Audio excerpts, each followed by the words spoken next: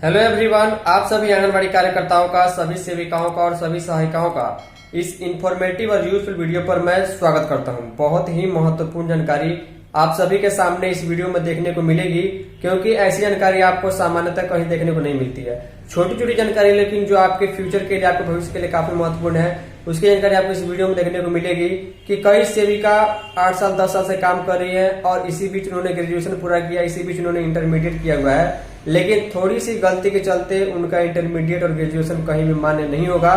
क्योंकि इसका खुलासा जो है वो सेविका से सुपरवाइजर बहाली वाले जो है डिपार्टमेंट के द्वारा, समिति के द्वारा लिस्ट में निकल के सामने है, जिसके बारे में हम इस वीडियो में जानकारी देंगे कि बिना अनुमति के आप अगर कोई कोर्स कर रही है तो वो आगे चल के मान्य नहीं होता है। विभाग इसकी मान्यता नहीं देता और आपके बोनस पॉइंट में भी कटौती हो सकती है। तो महत्वपूर्ण जानकारी आप सभी सेविकाओं के लिए।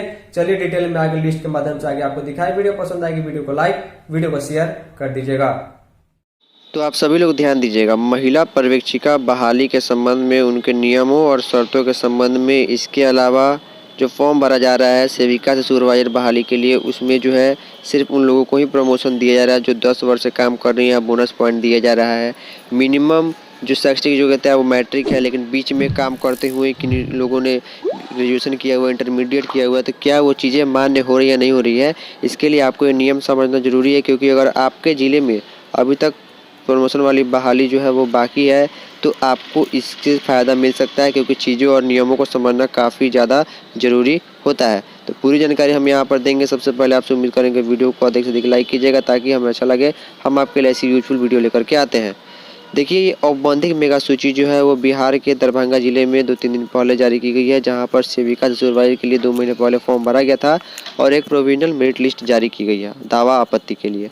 यहाँ पर इन सारे चीज़ों को हमको छोड़ देना, इससे मतलब नहीं है। यहाँ पर देखिए, समिति का जो मंतव्य जो है फॉर्म भरने के बाद लोगों के लिए क्या है। सबसे पहले बात कि इन वर्षों में अगर सेविका हड़ताल में है तो उसकी गणना जो है बोनस अंक में नहीं की जाएगी। और डॉक्यूमेंट को लेकर दिक्कत ये रहती है कि नॉन क्रीमी लेयर में अगर किसी कैटेगरी ने फॉर्म भर दिया है, लेकिन नॉन क्रीमी लेयर का डॉक्यूमेंट अगर नहीं है तो उनको अनरिजर्व कैटेगरी में लिया जाएगा। मान लीजिए कि आपका रिजर्वेशन है, लेकिन आपने जो है समय पर डॉक्यूमेंट प्रोवाइड नहीं कराया या फिर फॉर्म भरने में नहीं दिया, तो आप अनरिजर्व कैटेगरी में ही वो आप काउंट की जाएंगे। इसके अलावा मान लीजिए पहले क्या होता था कि मैट्रिक पर ही जो है वो सेविकाओं की बहाली हो जाती थी। कोई सेविका मैट्रिक पर 20 साल पहले बहाल हुई, इसके बाद उन्होंने मान के चलिए कि 2012 में, 2013 में, 15 में उन्होंने इंटरमीडिएट कर लिया, उसके बाद ग्रेजुएशन कर लिया, तो क्या वो डिग्री मान्य होगी या नहीं होगी। क्योंकि आप सभी को मालूम है कि जितना अधिक अगर आप पढ़ी लिखी होंगी उतना ही ज़्यादा बोनस पॉइंट मिलेगा और सेविका से सुपरवाइजर बनने की चांसेज उतने ही ज़्यादा है।